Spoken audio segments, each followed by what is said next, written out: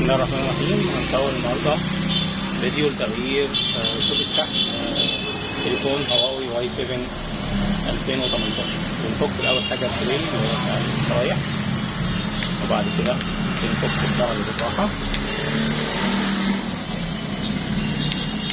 ممكن بفتاحه لو انت ما عندكش قوافل يعني.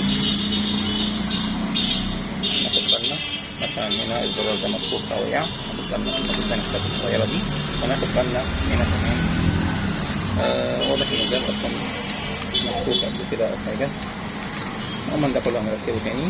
في هنا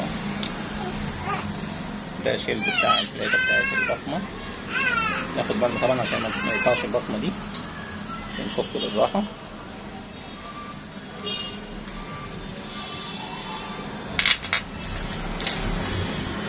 اول حاجه طبعا بنشيل بلاك البطاريه قبل ما نشتغل في اي حاجه في الجهاز. بعد كده بنشيل المكانات دي كلها عشان هيرفع البورده.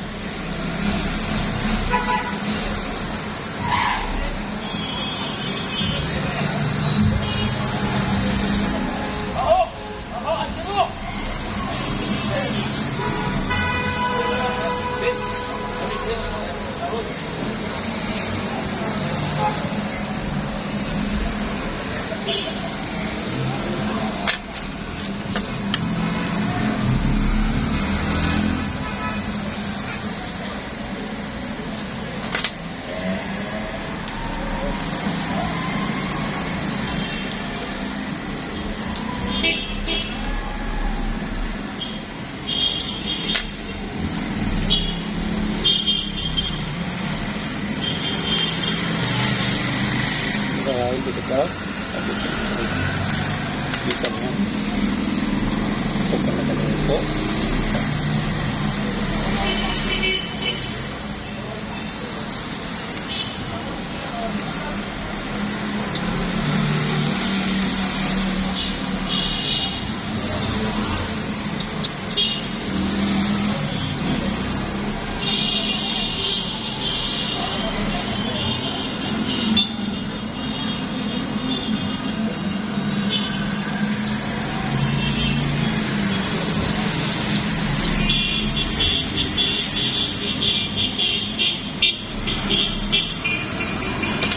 بنفك كارت الشاشة ده، أهم حاجة بالراحة طبعا، ممكن جدا مبتدئة، لأنه المشكلة إنه أي غلطة ممكن تزود الجهاز خالص، لازم تبقى فاهم أنت بتعمل إيه.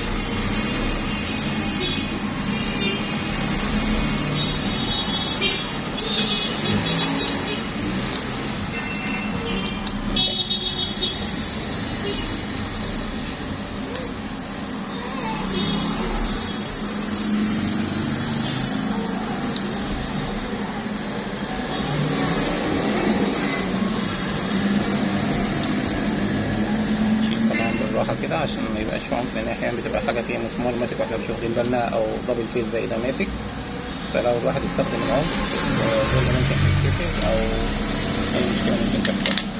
السوكت مطولش قد كده، واقف يعني مرسوم أول ما نحضر السوكت. في اللي في الجنب مفيش اللي بس اللي في الجنب بيعمل بورس. تمام بورس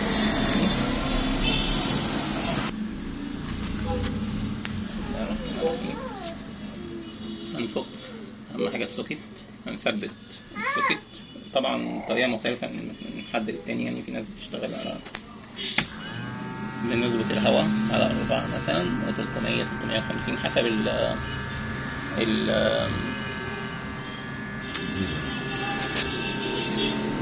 حسب نوع الهوت اير اللي عندك. في ناس ممكن 250 يبقى موازي هنا ل 350، طبعا دي بتبقى ضبطة بتيجي مع الوقت مع الاستخدام. وفي لازم ترفعه 400 و 450. أهم حاجة ما تطولش وتبعد عن المايك. الصح إنك تحط لو أنت لسه مبتدئ يعني تحط عازل حراري على المايك عشان ما يبوظش. بتنزل من بالراحة كده من تحت عشان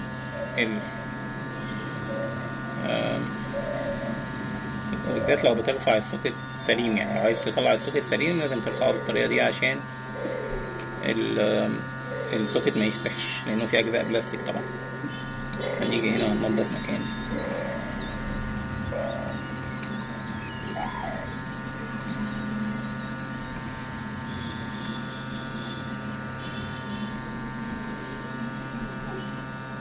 دايما تخلي الهواء ناحية بره كده عشان البوردة ما تتلسعش منك أو تسبب أي مشكلة مع زيادة درجة الحرارة.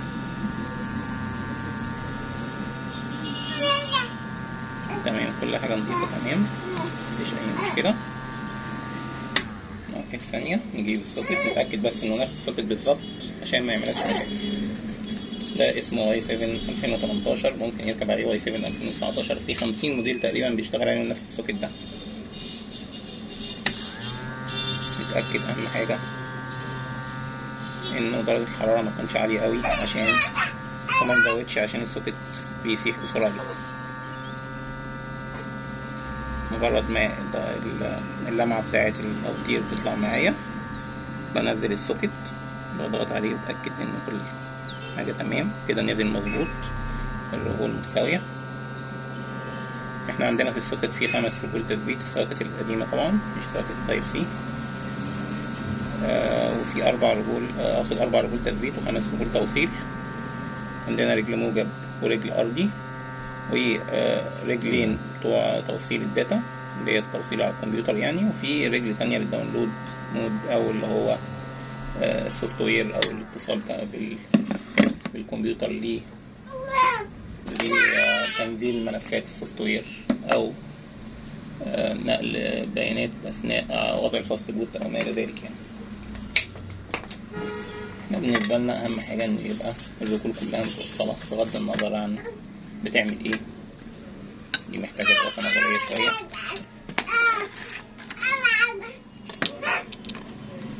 بنجيب رجينة أو فلكس أو قصدير مساعد اللحام بتاعنا،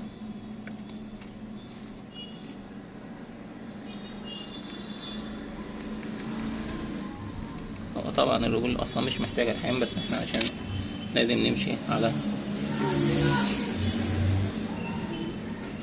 عشان ما يفكش من الزبون يجيلنا بعد اسبوع ولا حاجة يقول لنا السوكت ما بيشحنش، لازم نأكد دايما على السوكت.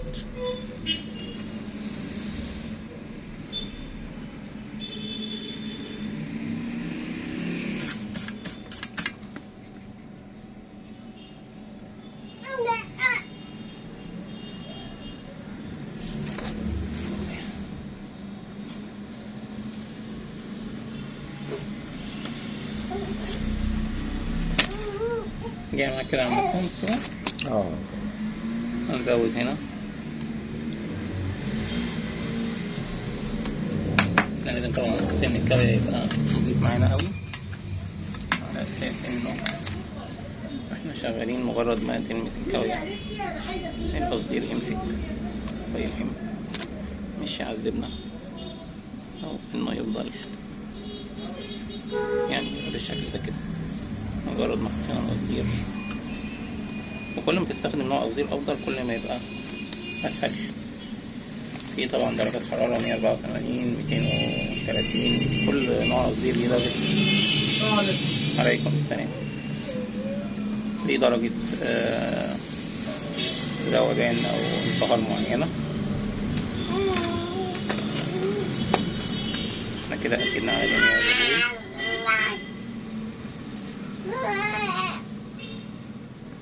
نأكد بقى على رجول، أكدنا على رجول التثبيت، نأكد على رجول التوصيل إن هم كلهم ملحومين كويس جدا.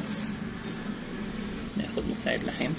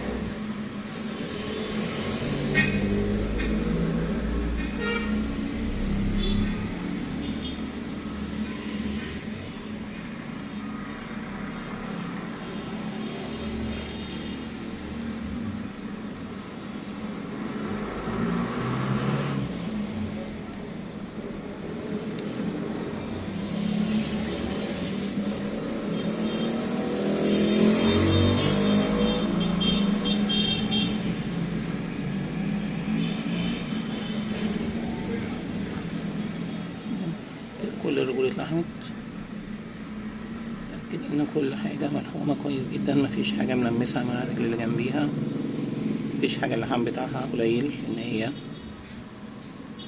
مش لمسة على البوردة. نفس الكلام هنا، نتأكد إن كل الرجول ماسكة كويس عشان الثوابت القديمة دي معرضة للتحريك.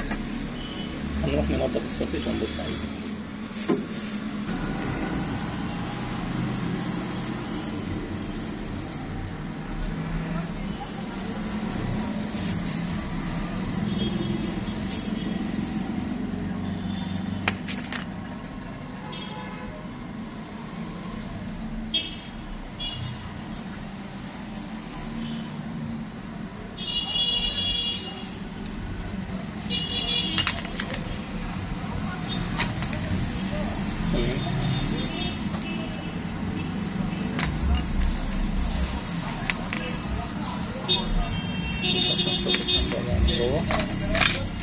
هنوصل ونجرب قبل ما ننام. بسم الله.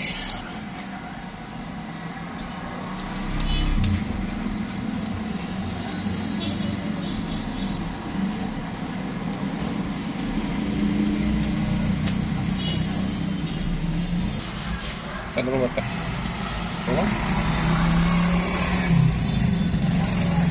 كده الشحن، سرعة الشحن مهمة طبعا. مش راكب صح؟ لا مش كان تقريبا على 15 وقت، يعني أعرف على 13 وقت 15 وقت.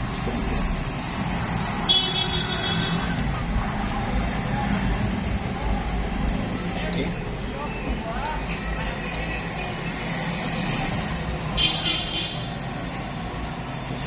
هنقفل الجهاز ونشغل الكلام.